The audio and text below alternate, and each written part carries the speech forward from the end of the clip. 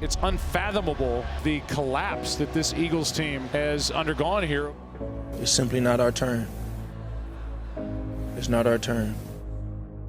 You look back at all the experiences. Kansas City Chiefs have won another Super Bowl. Philadelphia dominated by the Buccaneers. You never stop learning from any of them. Let's go! Turn it! No! Touchdown! Hurts does it again! Leaping in the air, and he's in! I know I've walked through the fire time and time again. In the end, it's always made me stronger.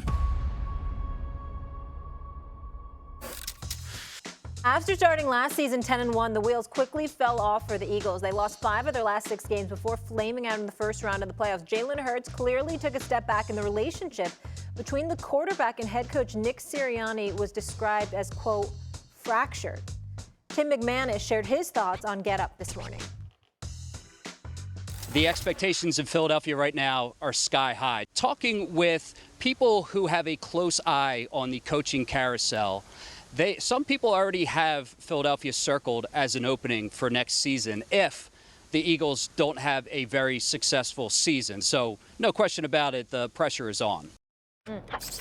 Tim, thank you kindly. All right, Mad Dog, tell me this. Do you feel like the relationship between Jalen Hurts and Nick Sirianni is concerning for the Eagles? You know what? I think Sirianni overall is concerning. I'm not going to go crazy now in a relationship. I mean, 2 years ago, they win 14 games. They get to a Super Bowl, maybe a bad call cost them a chance to win.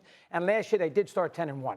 They were not a great 10-1 because they should have lost more, Mike, but they did start 10-1. So as a result of that, I'm not going to go too nuts over a bad finish, and it was a bad finish. I'm not going to go too crazy. I think Hurts will bounce back. I think Sirianni's coaching for his job. They're not going to fire Hurts. They're going to fire Sirianni. But you would know better than me if all of a sudden they can't stand each other. If they lost their offensive coordinator after last year anyway, went to the Colts, so maybe that had a little something to do with it. I'm going to give the Eagles the benefit of the doubt. I'm giving the coach and the quarterback the benefit of the doubt. I got to see a lot more. I think they're going to be very good. Yeah, and look, creative tension is healthy. I was around some of the greatest coaches of all time, Bill Parcells, Bill Belichick. Those staff meetings were tough. Like every week in NFL cities, there are difficult conversations. And Chris, you just read off their accomplishments. There are 30 owners that would have taken Nick Sirianni's achievements in Philadelphia. So what he has done is really, he's building something special, in my opinion. Yeah, were there bumps in the road a year ago? Of course.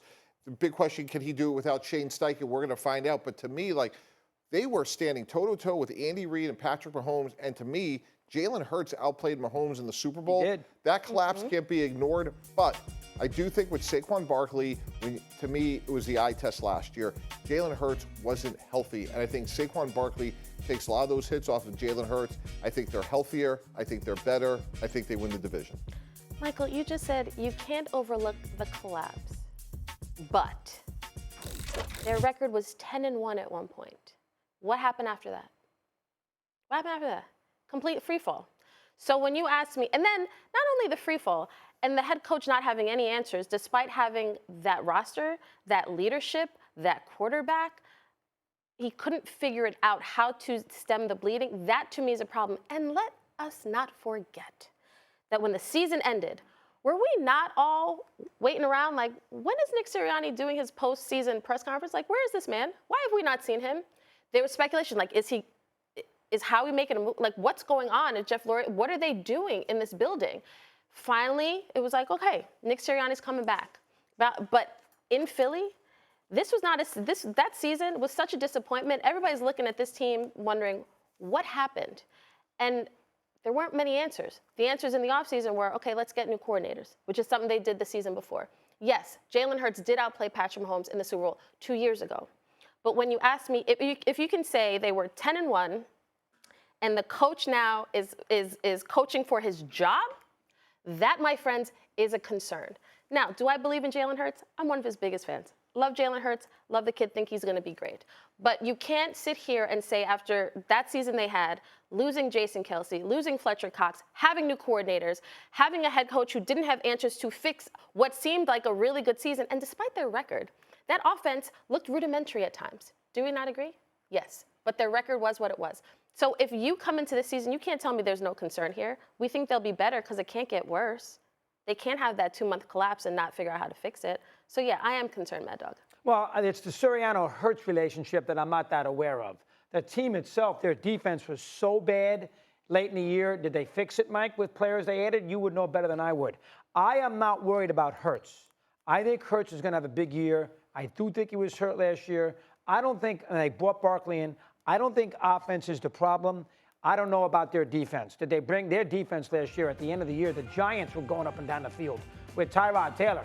I mean, their defense, and so did Baker in the postseason. Their defense was so bad. Did they fix that? Yeah, look, Quinton Mitchell arguably was the best corner in the draft, and it just fell that way for them. So you could say they were lucky or smart or both, but I do think they addressed their defense, especially on the back end. So we'll see. But I do think when you look at what Nick Sirianni has done with the development of Jalen Hurts, like for all the things that didn't go well after that 10-1 start, he also does deserve the credit of where they were. And I think when you look at the offense, guys, when you have Devontae Smith and A.J. Brown and Dallas Goedert and Saquon Barkley, who do you take away if you're the opposing defensive coordinator? So to me, what I'm saying to Jalen Hurts is like, just play point guard, keep the ball running when it's appropriate, but just get the ball out of your hands. Let's keep you healthy. And I think this offense is going to be really hard to defend.